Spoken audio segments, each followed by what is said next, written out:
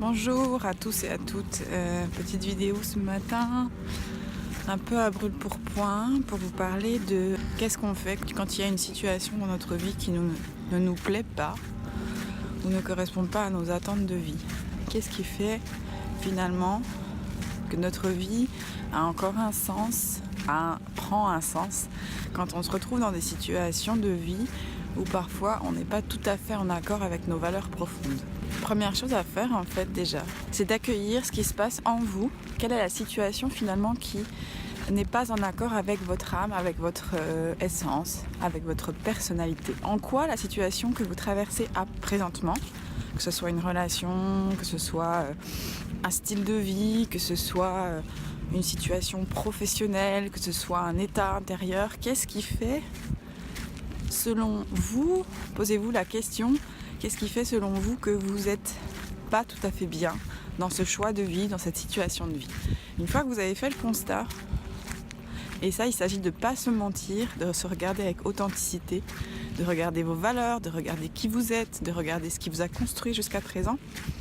Et qu'est-ce qui dans votre vie actuelle finalement va faire que vous ne vous sentez pas tout à fait aligné avec ce que vous êtes, pas tout à fait en lien, en bonheur par rapport à ce que vous êtes.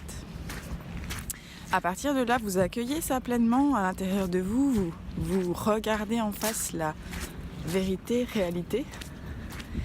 Et puis, une fois que vous avez fait ce constat, c'est d'accueillir et de traverser ça.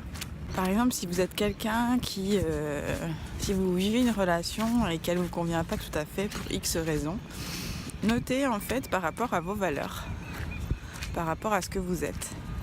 Qu'est-ce qui, dans cette relation, ne vient pas nourrir un de vos besoins fondamentaux, une de vos valeurs fondamentales?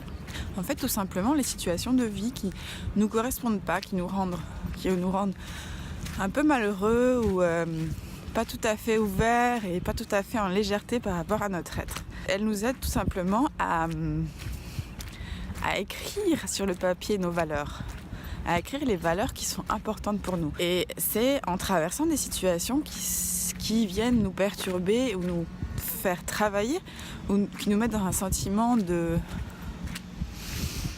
rejet, de lutte. Parce que généralement, au lieu d'accueillir totalement la situation, notre mental va avoir tendance à lutter, à rejeter. Donc si par exemple vous êtes dans une relation qui ne vous fait pas du bien, allez voir quelles sont les valeurs que vous accordez au couple, à la relation. Qu'est-ce qui est pour vous aujourd'hui important comme valeur à respecter dans une relation? Et voyez en fait en quoi votre relation actuelle ne nourrit pas les valeurs qui vous rendraient heureux dans votre relation. Et vous pouvez faire ça pour chaque élément de votre vie. Ouais, pour chaque situation de votre vie. Moi en couple, en relation, je peux être amoureuse de quelqu'un. Je me retrouve en relation avec une personne. Mais cette relation ne me rend pas totalement heureuse. Je sais pas très bien pourquoi, parce qu'il y a l'amour, j'ai envie de m'engager. Et voilà, qu'est-ce qui se passe? Donc, voilà, ça m'aide à savoir c'est quoi mes valeurs. C'est quoi les valeurs pour moi importantes pour être épanouie dans un couple. Donc j'ai défini 4 valeurs hyper importantes. Première valeur, communiquer, partager, pouvoir dire ce que je ressens, pouvoir dire à l'autre ce que je ressens. Donc premier pilier, la communication, le partage. Deuxième pilier, avoir une entente sexuelle et sensuelle très intense et très intime avec cette personne. Troisième pilier que je pourrais dire qui me rendrait épanouie dans un couple, c'est partager le quotidien. C'est très important pour moi en couple de me dire que je peux partager et je vais partager le quotidien avec cette personne. Quatrième valeur, c'est partir à l'aventure, voyager avec cette personne, partager des moments d'aventure avec cette personne. Voilà, 4 piliers, moi qui sont mes valeurs personnelles au niveau du couple. Et peut-être aussi au niveau de ma vie en général, je pourrais élargir. Communiquer avec les gens, ça c'est sûr, être en lien. Avoir la sensation d'être bien dans mon corps. Ensuite, c'est avoir une bonne hygiène de vie. Et puis ensuite, avoir une sensation de liberté, partir en voyage. Mais là, si on revient sur les 4 valeurs du couple, voilà, ça donne ça. Ça donne 1, communiquer. 2, avoir une belle entente sexuelle. 3, partager le quotidien. 4, partir à l'aventure, partir en voyage. Ces 4 valeurs, si elles ne sont pas respectées dans mon couple, je vais vite m'apercevoir, je vais vite sentir que je ne suis pas épanouie, ça ne va pas m'épanouir. Et ça, je peux le traverser, je peux le comprendre, ces valeurs, uniquement en traversant une relation qui ne me donne pas ça. Qui me montre que c'est ça mes valeurs et que c'est ça dont j'ai besoin dans un couple pour être heureuse et épanouie avec une personne. Donc à partir du moment où j'ai fait ce constat de ces valeurs, il y a une deuxième chose à faire, c'est les assumer, les affirmer et les porter au monde. Parce que c'est bien beau d'avoir des valeurs, mais si ma vie n'est pas en corrélation avec mes valeurs, si mon couple, si ma relation n'est pas en corrélation avec mes valeurs, ça va me rendre malheureuse. Et donc souvent on est confronté à partir de ce moment-là, on a des valeurs en nous, elles ne sont pas satisfaites. Et généralement on va passer notre temps à les refuser et à lutter contre elles, tout simplement parce qu'on a peur d'être rejeté, on a peur d'être pas aimé, on a peur d'être pas comprise, on a peur de ne pas arriver à réaliser, à incarner ces valeurs dans notre vie. Et donc du coup ça fait que on va passer beaucoup de temps à fuir ces valeurs et puis à ne pas oser prendre notre place par rapport à elles dans notre vie.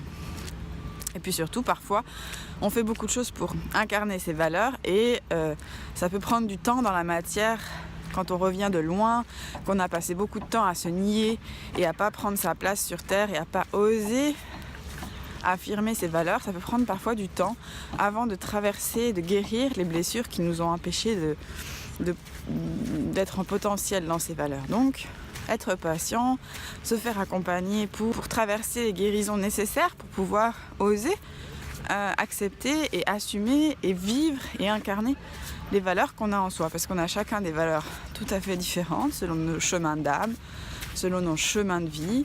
Mais le plus important, c'est de recréer du lien avec soi dans nos vies, de recréer du lien avec notre cœur dans nos vies pour pouvoir incarner ce qu'on est, pour pouvoir prendre sa place, pour pouvoir porter au monde nos valeurs. En fait, plus on avance dans notre vie en apprenant à se connaître, en apprenant à savoir ce qui nous rend heureux, en apprenant à contacter à l'intérieur de soi finalement ce qui nous fait souffrir pour pouvoir le transformer et dire oui, je souffre dans cette situation-là parce que cette valeur qui est tellement importante pour moi, qui me rend tellement heureuse, qui fait que je peux m'épanouir, rayonner, sourire, m'ouvrir à la vie, qui fait que ma vie vaut la peine d'être vécue. Et ça, posez-vous la question, qu'est-ce qui fait que ma vie vaut la peine d'être vécue? Et c'est à partir de là, vous pourrez contacter vos vraies valeurs, vos valeurs à vous. Ce qui vaut la peine que ma vie soit vécue, c'est certainement que le voyage et le sentiment de liberté fait partie de mes valeurs. Et aussi le fait d'être en lien, de partager avec d'autres personnes fait partie de mes valeurs. Et finalement, les valeurs, elles sont universelles, mais c'est quand même à vous de mettre des mots dessus, de poser des mots dessus.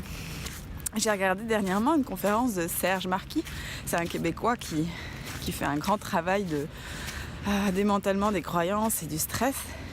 Et il dit qu'il y a 4 piliers très, très importants, universels, qui font que la vie mérite d'être vécue. Je vais vous les partager, puis je vous mettrai en lien le replay de sa conférence qui est assez exceptionnel. Première piste qui fait que la vie vaut la peine d'être vécue, c'est vivre déjà. Donc c'est faire toutes les choses du quotidien avec beaucoup de joie. Manger, dormir, prendre soin de soi, faire du sport, tout simplement vivre. Deuxième pilier, c'est aimer. Donc aimer, ça veut dire être entouré des gens qu'on aime, sa famille, son couple, ses amis, des gens vraiment qui nous font sentir, avec qui on peut partager l'amour. Quatrième pilier, c'est transmettre. Comment dans votre vie professionnelle ou dans votre vie de tous les jours, vous allez transmettre au monde ce que vous êtes. De quelle façon vous allez le faire, vous avez envie de le faire.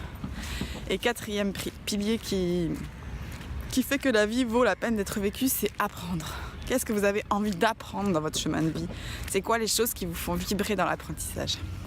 Avec ces 4 piliers, vivre, aimer, transmettre, apprendre, on peut dire qu'une vie vaut la peine d'être vécue.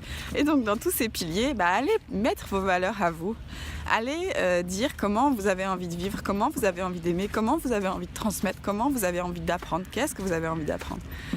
Et ça aide vraiment à poser les choses, à se connaître soi, à accueillir ce que vous êtes, à accueillir votre vibration personnelle, à accueillir votre identité, votre personnalité. Puis à construire ensuite une vie qui vous ressemble, à trouver votre équilibre au sein de cette humanité.